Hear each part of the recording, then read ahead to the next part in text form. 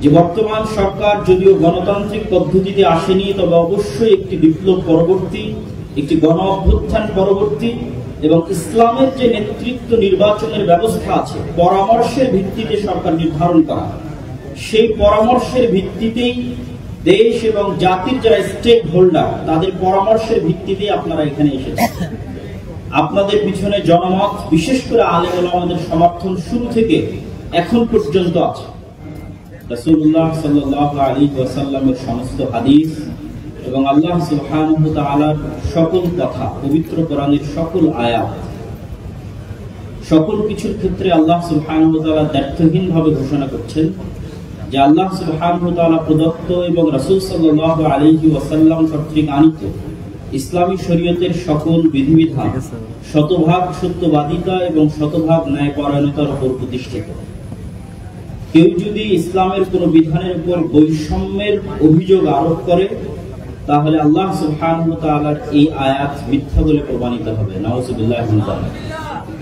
সুতরাং আল্লাহ সুবহানাহু ওয়া তাআলার কোন বিধানের উপর বৈষম্য শব্দ আরোপ করা একটি কুফরি শব্দ, যার কারণে যে কোনো মুসলমান, যে কোনো ব্যক্তি কাফের এবং মুরতাদ হিসেবে বিবেচিত হতে পারে। আর আল্লাহ সুবহানাহু ওয়া তাআলা আরো একটি কথা বলে দিয়েছেন, লা মুবাদদিলা লিকালিমাতি। পৃথিবীর পরিবেশ পরিস্থিতি যাই হোক না কেন, বিজ্ঞান ও প্রযুক্তির উত্থান এবং পতন যেখানেই পৌঁছুক না কেন, আল্লাহ সুবহানাহু ওয়া তাআলা কর্তৃক প্রদত্ত বিধানের কোনো পরিবর্তন করার, চুল পরিমাণ পরিবর্তন করার সুযোগ পৃথিবীতে কারো নাই।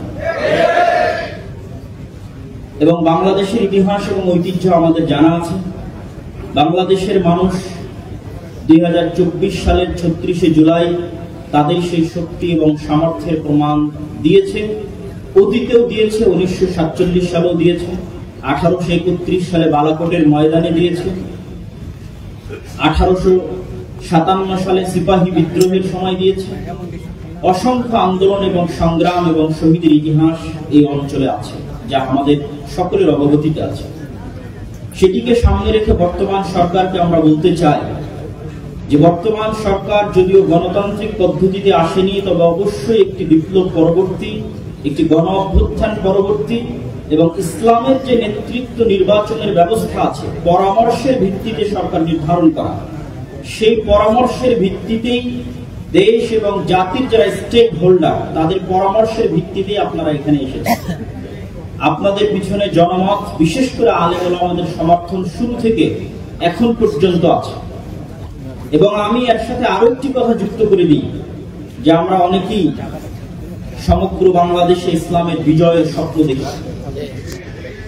আমি অনেক সময় মনে করি, যদিও আমার এই কথাটি বাস্তবে প্রতিফলিত হবে না, তবুও হয়তো এরকম পর্যায়ে কথা বলার সুযোগ ভবিষ্যতে নাও আসতে পারে।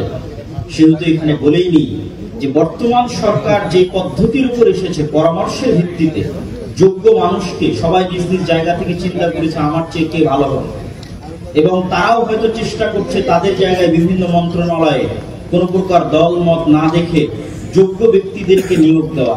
এই যে পদ্ধতি, পুনরায় গণতন্ত্রের দিকে ফিরে না গিয়ে এই পদ্ধতিকে যদি কন্টিনিউ করা যায়, তাহলে এটাই ইটসেলফ ইসলাম প্রতিষ্ঠার জন্য যথেষ্ট। এটা অনেক সময় আমরা বুঝি না যে এই সরকার যেই দিন শেষ হবে, আমাদের দাবি থাকা উচিত যে সেই দিনও পরামর্শের ভিত্তিতে সরকার প্রধান নিযুক্ত করতে হবে। আলেম ওলামাদের পরামর্শ, দেশের অন্যান্য স্টেক হোল্ডারদের পরামর্শ, তাদের পরামর্শের ভিত্তিতে সরকার প্রধান আসবে, তিনি তার পছন্দ মতো তখন তার ক্যাবিনেট ঠিক করবেন। এটাই ইসলাম। কিন্তু আমরাই যখন আবার ব্যাক ফুটে গিয়ে বলতেছি নির্বাচনে অংশগ্রহণ করব, নির্বাচন দিব, সেক্ষেত্রে আমি আপনাদের একটি কথা স্মরণ করিয়ে দিতে চাই। যেহেতু গণতান্ত্রিক দেশ, নির্বাচন হবে, গণতন্ত্র আসবে, তবে আমার একটা পরামর্শ আমি আপনাদের বলে যেতে চাই। সেটি হচ্ছে যে 5ই আগস্টে আমাদের লক্ষ লক্ষ কোটি কোটি ভোটার রাস্তায় ছিল, কিন্তু সরকার গঠনের সময় আমাদের অবস্থানটা কোথায় ছিল? আমাদের অবস্থান কিন্তু শূন্যের কোঠায় ছিল। ডিসিশন মেকিং এর জায়গায় আমরা শূন্যের কোঠায় পৌঁছে গেছি। অথচ আন্দোলনে দেখবেন আপামর আম জনসাধারণ, ইসলামপন্থী, আলেম ওলামাকে ভালোবাসে, তাদের অংশগ্রহণই বেশি। এর সবচেয়ে বড় কারণটা হচ্ছে আমরা শক্তিশালী প্রতিষ্ঠান তৈরি করতে পারি। যখন সরকার পতন হয়েছে, তখন এই সমস্ত এনজিও, এই সমস্ত মিডিয়া, তাদের হাতে অটোমেটিক বাই ডিফল্ট ক্ষমতা চলে গেছে। এই জন্য আমি উদাত্ত আহ্বান জানাবো, আজকে এখানে দেশের বড় বড় ইসলামী দলের নেতারা উপস্থিত আছেন, আপনারা যেমন নির্বাচন কেন্দ্রিক প্রস্তুতি নিচ্ছেন, আপনাদের দীর্ঘমেয়াদী মুসলমানদের শক্তিশালী প্রতিষ্ঠান, শক্তিশালী মিডিয়া, শক্তিশালী অর্থনৈতিক প্রতিষ্ঠান এগুলো তৈরি করার জন্য আপনাদের চিন্তা চেতনা এবং পরিশ্রম করতে হবে, যেন আগামী 20 বছর 25 বছর 30 বছর যখনই আবারও এরকম প্রেক্ষাপট আসবে, তখন যেন স্টেক হোল্ডার ডিসিশন মেকিং এ শক্তিশালী প্রতিষ্ঠান থাকার কারণে ইসলামপন্থীরা সেই জায়গায় পৌঁছতে পারে।